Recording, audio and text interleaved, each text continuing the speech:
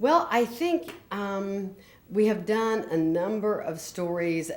These may not necessarily be so much social change issues as, public awareness issues, public consciousness issues. We've consistently over the years, though, tried to do stories that bring issues that are important contemporaneously to public awareness. I mentioned that I was so struck with the early rape story in the early weeks of The Young and the Restless.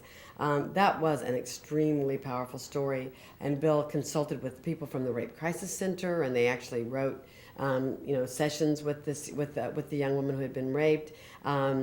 Ironically, the actor who played the rapist was Tony Geary, who has, of course, achieved huge success, and in fact, this year at the Emmys, a Best Actor nominee for General Hospital. That was a very powerful story. We did a very, very powerful early breast cancer story, which was not only breast cancer awareness, but in which our character, which was Jennifer Brooks, did not want to follow the standard medical protocol of, you'll do a frozen section while I'm under, and if it's malignant, you'll remove the breast. She did not want to do that. And that was the standard medical thing at that time. You encountered enormous resistance from doctors if you did not want to do that. And we played the story where she refused to do it. And it was totally valid to refuse to do it, to still have a decision to make subsequently, and to know now in this day and age, that has changed a great deal.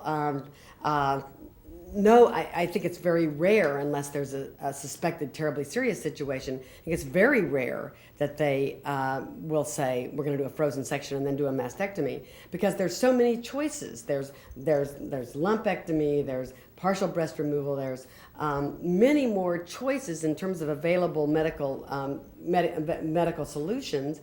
And in a subsequent breast cancer story that we did within the last few years, we were able to address those issues. That was also at the time we happened to be doing this story. This was just the total luck, if you want to call it luck. It was at that time that literature came out that mammograms aren't really necessary, they don't really help, and somebody had reviewed the study and da da da da. And I was doing research at that time with the head of the Lynn Sage breast cancer clinic here in Chicago at Northwestern Hospital. And that info came out on a day I had an interview with her. And I said, "What do you think?" And she was very candid with me, and she said, we think we know how many lives we're saving by mammograms. We know this. And so we took a chance of continuing to. We said, we were very honest. We played both sides, but we had one of our characters say exactly what this woman had said. You can tell me that I don't need it. That women don't need these mammograms, but I can tell you that my wife wouldn't be alive if she hadn't had one. So it's not. These are not examples so much of social change as examples of social influence, I think. We did a huge story last year that, in fact, we're in a way sort of reprising with the death of Cassie, which was a result of teen drinking. It was not your typical teen drinking situation, but we were able to address issues of teen drinking and, really bring to the fore the fact that this is a huge issue, and that it only takes one mistake. There are just any number of issues of this nature that we have been able to bring out into the open and deal with.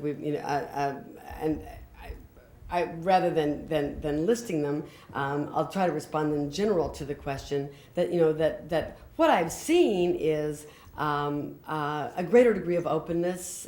There's certainly much more openness about sexual topics, sexual matters.